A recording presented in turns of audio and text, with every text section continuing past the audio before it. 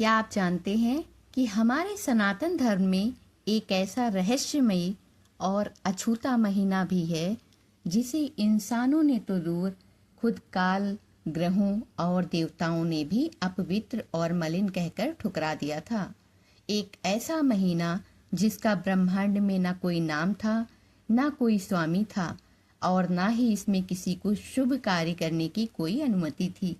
लेकिन फिर भी इस पूरी दुनिया के सृष्टि के पालनहार भगवान श्री हरि विष्णु जी ने उस अछूते महीने की करुण पुकार सुनी, उसका हाथ थामा और उसे ब्रह्मांड का सबसे शक्तिशाली और अपना स्वयं का नाम दे दिया, श्री पुरुषोत्तम मास। हरे कृष्णा भक्तों, आप सभी का शुभी राधा कृष्ण भक्ति चैनल में हार्दिक स्वागत है। आज का यह दिन हमारे लिए परम सौभाग्य का दिन है। आज 17 मई 2026 दिन रविवार है और आज पुरुषोत्तम मास की शुक्ल पक्ष की प्रतिपदा यानी प्रथमा तिथि है। ज्योतिषीय गणना के अनुसार इस बार यह ज्येष्ठ अधिक मास के रूप में आया है। भक्तों, ये कोई साधारण संयोग नहीं है, बल्कि पूरे 19 साल के बाद बनने वाला एक महादुर्लभ संयोग है। ये पावन महीना 17 मई से प्रारंभ होकर 15 जून 2026 तक चलेगा। यदि आपकी शुरुआती दिन अनजाने में बिना नियम या बिना कथा सुने निकल गए हैं, तो बिल्कुल भी चिंता मत कीजिए। आज से हम दैनिक रूप से इस दिव्य पुरुषोत्तम मास महात्म्य की कथा श्रृंखला रूप कर रहे हैं।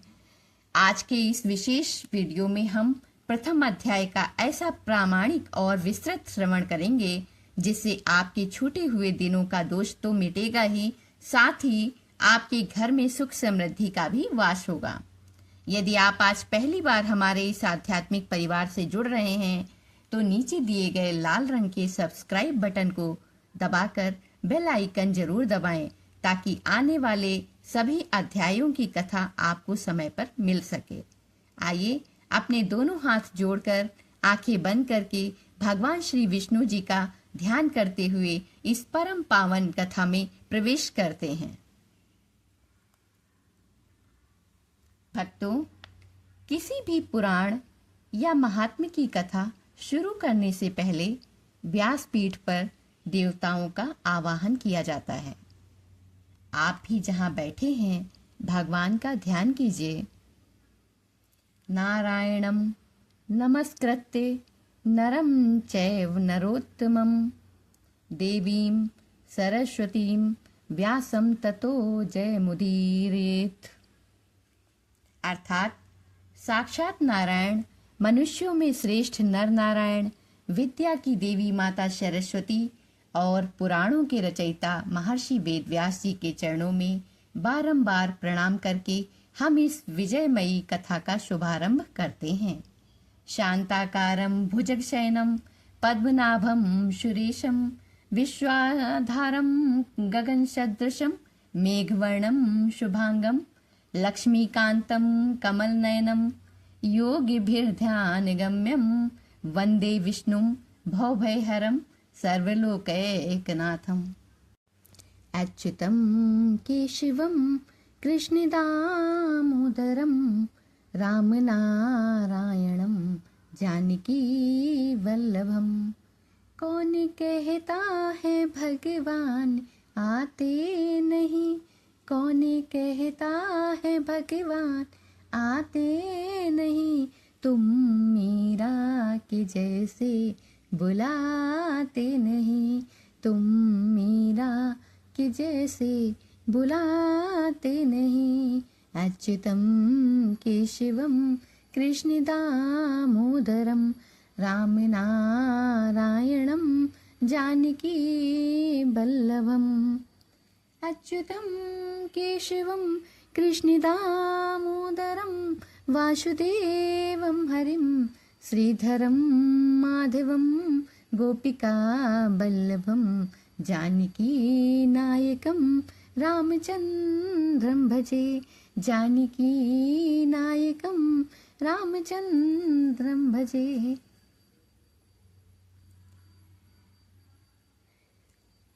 आइए अब विस्तार से कथा का शुभारंभ करते हैं।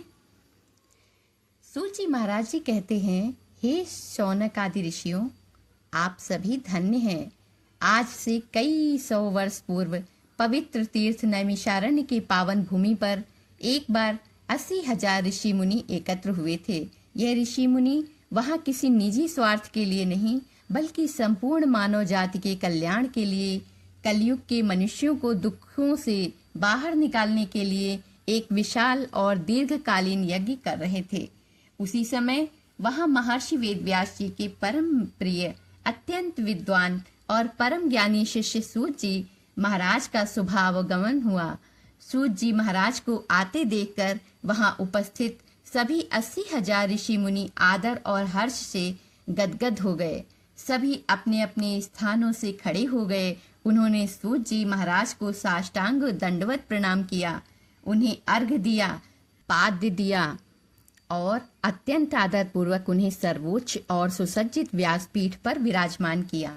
जब सूत जी महाराज शांत चित्त होकर बैठ गए, तब ऋषियों के प्रधान परम तपस्वी शौनक जी ने अपने दोनों हाथ जोड़े, मस्तक झुकाया और अत्यंत करुणा भरे स्वर में प्रार्थना की। शौनक जी बोले, हे सर्व शास्त्र ज्ञाता, हे त्रिकालदर्शी सूत जी महाराज, आप सब कुछ जानने वाले हैं। कृपा करके हमारी एक व्याकुलता को शांत कीजिए। ये जो कलयुग आ रहा है, ये अत्यंत भयानक है। इस कलयुग में जन्म लेने वाला मनुष्य अल्पायु होगा, उसकी उम्र बहुत छोटी होगी।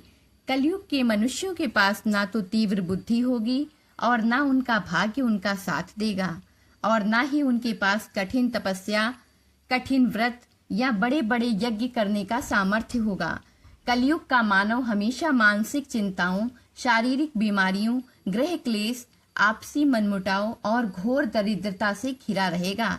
हे प्रभु, ऐसे असहाय और लाचार कलयुगी मनुष्यों के उद्धार का कोई ऐसा सुगम, सरल, छोटा और अचूक उपाय बताइए जिससे साधारण से साधारण मनुष्य भी बिना किसी कठिन परिश्रम के अपने पापों से मुक्त हो जाए, उसे जीवन में सुख मिले और अंत समय में उसे मोक्ष यानी परम पद की प्राप्ति हो सके। शौनक आदि ऋषियों की इस निष्काम और करुणा भरी विनती को सुनकर सूत जी महाराज के मुखमंडल पर एक अलौकिक प्रसन्नता छा गई। उन्होंने ऋषियों को आशीर्वाद देते हुए कहा, हे ऋषियों, आपने संपूर्ण चराचर जगत और मानव जाति के उद्धार के लिए बहुत ही सुंदर और कल्याणकारी प्रश्न किया है। संसार में यूं तो अनेक व्रत और कथाएं हैं, लेकिन आज मैं आपको वो परम गोपनीय, अत्यंत गुप्त और परम पवित्र कथा सुनाता हूँ, जिसे सुनने मात्र से ही मनुष्यों के करोड़ों करोड़ों जन्मों के संचित पाप उसी क्षण भस्म हो जाते हैं, जैसे सूखी घास की ढेरी अग्नि की एक चिंगारी से जलकर राख हो जाती है। ये पावन कथा और कोई नहीं बल्कि स्वयं भगवान पुरुषोत्तम के मास की अलौकिक महिमा है। हे ऋषियों, इस महिमा को और गहराई से समझने के लिए हमें समय के चक्र में थोड़ा पीछे चलना होगा। हमें उस समय में चलना होगा जब राजा परीक्षित गंगा नदी के पवित्र तट पर आमरण अनशन पर बैठे थे। राजा परीक्षित को महर्षि श्रृंगी के द्वारा तक्षक नाग के डसने का घोर श्राप मिला था। राजा परीक्षित के जीवन के केवल 7 दिन शेष बचे थे। मृत्यु उनके बिल्कुल सामने खड़ी थी। उस समय गंगा तट पर ब्रह्मांड के बड़े बड़े तपस्वी, सिद्ध पुरुष, देवता और ऋषि मुनि एकत्र थे, लेकिन किसी के भी पास राजा परीक्षित के मृत्यु के इस घोर भय को दूर करने का कोई ठोस उपाय नहीं मिल रहा था। तभी वहां अचानक बिना किसी सूचना के दिगंबर अवस्था में अत्यंत शांत चित्त महर्षि वेदव्यास के परम प्रतापी पुत्र श्री शुकदेव जी महाराज का शुभ आगमन हुआ। शुकदेव जी महाराज की आयु उस समय केवल 16 वर्ष की थी, लेकिन उनका तेज साक्षात ब्रह्मा जी और सूर्य के समान था। उनके मुखमंडल पर एक अलौकिक ईश्वरीय चमक थी। शुकदेव जी को वहां आते देखकर गंगा तट पर उपस्थित जितने भी वयोवृद्ध तपस्वी और महान ऋषि थे, वे सब अपनी आयु और तपोबल को भूलकर उनके सम्मान में खड़े हो गए और उन्हें सर्वोच्च आसन प्रदान किया। शुकदेव जी महाराज ने राजा परीक्षित को मृत्यु के भय से मुक्त करने के लिए और उन्हें मोक्ष का मार्ग दिखाने के लिए जिस परम पावन कथा की भूमिका तैयार की थी, उसकी शुरुआत इसी पुरुषोत्तम मास के महात्म्य से होती है। और इस महात्म्य का उद्देश्य किसी और ने नहीं बल्कि स्वयं भगवान नारायण ने देवर्षि नारद को बद्रीनाथ धाम में दिया था। भक्तों, यहाँ रुककर हमें इस कथा के मर्म को समझना होगा। इस पहले अध्याय में दो बहुत महत्वपूर्ण बातें आई हैं। पहली बात, नैमिषारण्य के ऋषियों ने अपने लिए कुछ नहीं मांगा। उन्होंने कलयुग के मनुष्यों यानी हमारे और आपके दुखों के लिए प्रश्न पूछा। शास्त्रों में लिखा है कि जो दूसरों के हित के लिए प्रार्थना करता है, भगवान उसकी झोली सबसे पहले भरते हैं। और दूसरी बात, राजा परीक्षित के पास केवल 7 दिन थे। भक्तों, विचार कीजिए, 7 दिन तो हमारे पास भी हैं। सोमवार से लेकर रविवार तक कुल 7 ही दिन होते हैं और इसी 7 दिनों के भीतर किसी न किसी दिन हम सबको भी इस संसार को छोड़कर जाना है। इसलिए शुकदेव जी महाराज का आगमन हमें यह सिखाता है कि समय चाहे कितना भी कम क्यों ना बचा हो, अगर हम सच्चे मन से भगवान की कथा की शरण में आ जाते हैं तो काल का भय भी समाप्त हो जाता है। यही इस पुरुषोत्तम मास के पहले अध्याय का परम सत्य है। यहाँ पहला अध्याय संपूर्ण होता है। आइए भक्तों, इस कथा को अपने जीवन में उतारने के लिए एक छोटा सा दिव्य प्रसंग सुनते हैं। एक बार एक बहुत ही गरीब और दरिद्र व्यक्ति एक सिद्ध संत के पास गया। वो रोते हुए बोला, महाराज, मेरा भाग्य इतना खराब क्यों है? ईश्वर ने मुझे हमेशा दुखों और कंगाली में क्यों रखा? मेरे पड़ोसी तो बहुत अमीर हैं।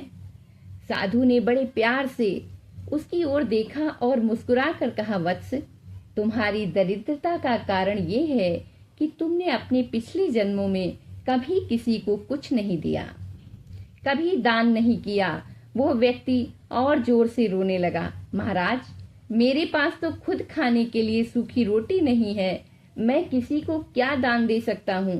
तब साधु ने बहुत सुंदर बात कही। साधु बोले, तुम्हें ऐसा क्यों लगता है कि तुम निर्धन हो?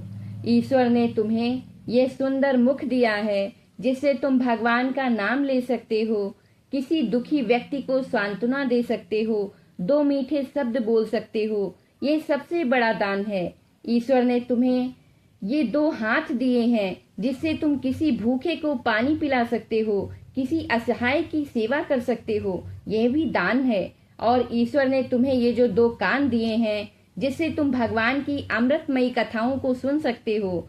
कलयुग में भगवान की कथा सुनना और सुनाना भी सबसे बड़ा गुप्त दान और अक्षय पुण्य है।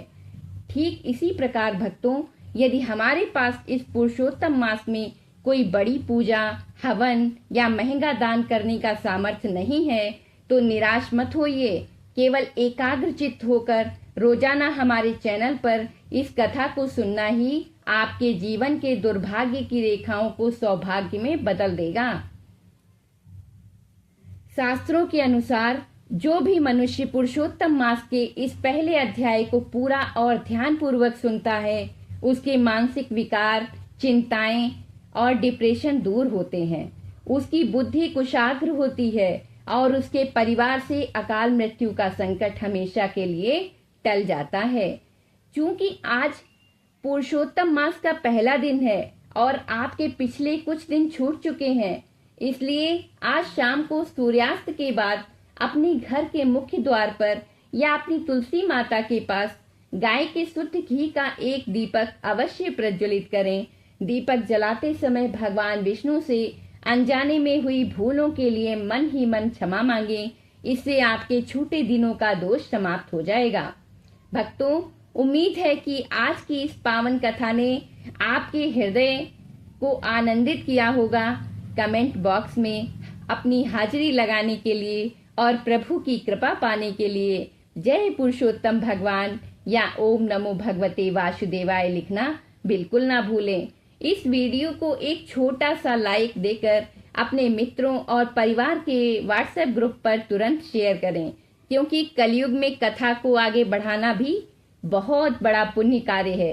कल द्वितीय अध्याय की महाकथा में हम जानेंगे कि देवर्षि नारद का संशय भगवान नारायण ने बद्रीनाथ धाम में कैसे दूर किया।